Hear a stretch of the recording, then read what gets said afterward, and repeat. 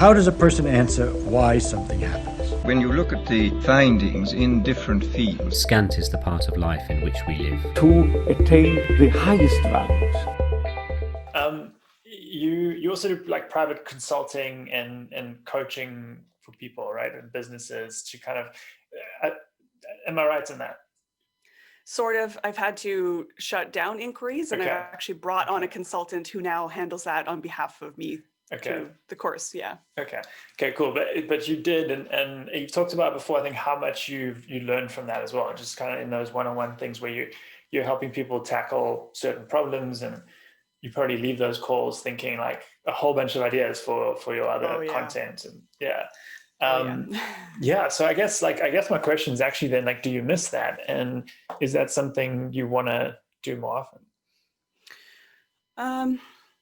So I think the problem was, once I got known in the Notion space, I was getting so many inquiries, it felt like a full-time job to just reply to email. And then suddenly people are reaching out to you on Twitter, and then people are asking you, how do I do this in Notion?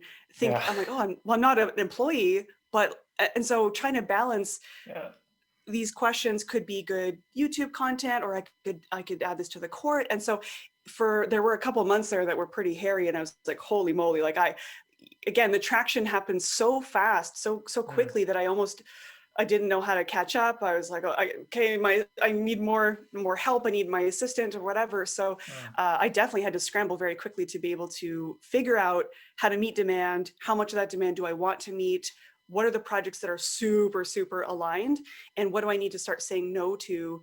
And for me, the course became, it's the most leveraged asset that I have right now, right? I can sell that on autopilot. So in a way, I'm incentivized to want to create, more scale and more impact with the teaching.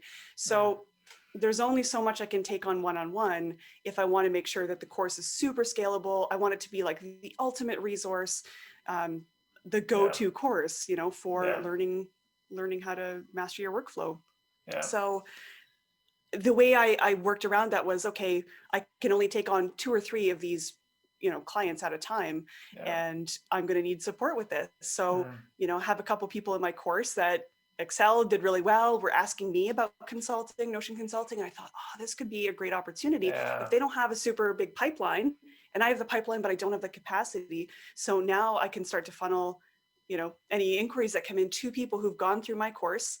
And then that's an amazing referral system. So I spent about a year or a year and a half working with, I had 18 to 20 meetings every week, and it was just like constant, like one-off meetings, 4 sessions with a team or whatever. So I saw so many different configurations. And then at some point you start to see patterns. You're like, okay, everyone struggles with these 5 things. Every team needs these 3 things. And so over time you do that enough. I'm like, okay, I can distill this down to the core parts and figure out what of this is teachable, and what of this is somebody is just like, I need you to hold my hand. I don't want to take a course on this.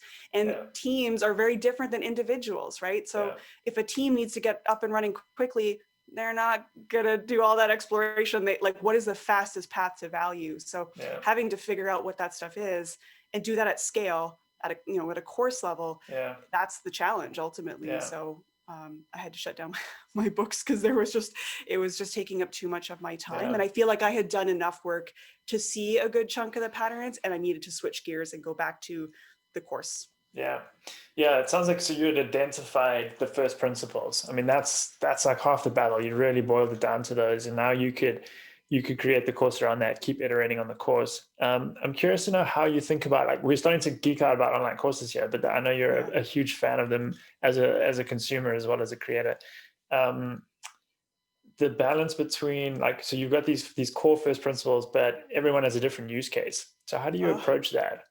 Yeah, that is honestly the ultimate challenge of the course was people are coming, different niches, different skill levels, different awareness of different software, like experience, different ages, different geographic locations, different team sizes, and different intentions of how they even want to use the tool. So I was like, how on earth do I create and this is part of the reason why I don't do the course as a live version. I may do live versions in the future, but because I think it would be very difficult to say, this is the path to learn Notion. And everyone has a different way of approaching it. So what I've tried to do is break it down into, there's a few different types of people, not types of people, like you can't necessarily put everyone into a bucket, but almost coming from intention, right? Do you have a team? That's going to be a different, or are you a solopreneur, or using this for business or just for personal? I kind of tried to niche a little bit because I'm a very small business owner running my life in business. So that's kind of the audience that I tend to attract, and small teams. So trying to identify, like, what are you trying to get out of your workspace? Are you just trying to use this as a knowledge hub? Are you trying to do project management in here? Try and figure out these different paths. But it's certainly something I could still do a better job of, I think, of breaking down different tracks. And so what I've tried to do is break down the learning the tool, but there's also like mindset pieces and habit building, because in the beginning, I gave people like, here's my gigantic interconnected template that totally mirrors my exact workspace, and like, you're good to go. And then if people don't have the same habits and routines, if they don't do a daily journal or a weekly agenda, it totally falls apart. And then they feel overwhelmed, and then they tap out, which is not great. So I've had to do a lot of work to show examples. You could do it this way or this way. I prefer this because of X. And another thing that I've done is show my workspace changing over time. So I timestamp it and I say, this is how I used to handle it in August because why? Here's why I made the decision to make that change in December. And here's what's changed since. And people have said seeing the reasoning and why you make certain changes is very permission giving for them, because they're sort of expecting, I'm going to do the course and have my workspace set up this weekend. And then they're like, and they realize there's so much more beyond learning the tool in there. A lot of it is habit building too. And that was something I didn't realize, of course, when I launched the first version of the course. Not till you see people go through it and you're like, these planning principles that I've done for 5 years are not something that everybody does. Okay. So you kind of have to get out of your own head a little bit and really see how people are thinking through the content. And the office hours as part of the course gave me a chance to hear it in people's words, see them screen sharing it, see where they're struggling with it. I'm like, okay, that's so interesting. I'm going to have to add in that behavioral layer. Like, you just can't not include that. So it's been a process to figure out, how do I make sure to meet people that are at different levels, give them permission to explore, give them advanced resources when they're ready and not too soon. So that's why, again, I think the course just continues to iterate, because the more people that go through it, the more you're like, that needs to change. Yeah. I mean, and your dashboards themselves and the way you use Notion seems to be changing. So it's like this evolutionary tool and way of thinking. So I'm wondering what do you think of the idea that you're kind of teaching people how to think a little bit? Do you think about that? Yeah, 100%. Yeah, that's totally like, I used to have an ebook called like Think Like a Strategist. It's that sneakiness of, I want you to think about your own process. I want you to think about the way that you think.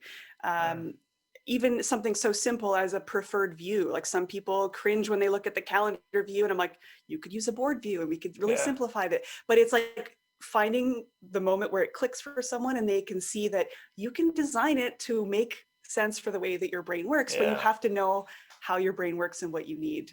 That's lifelong skill building. That's not something that they're just going to learn in a couple months, right? So I think they start to see a little bit of that, and they're like, I'm learning so much more than I thought, and they almost can't put it into words, but it's getting them to confront their own way of being a little bit.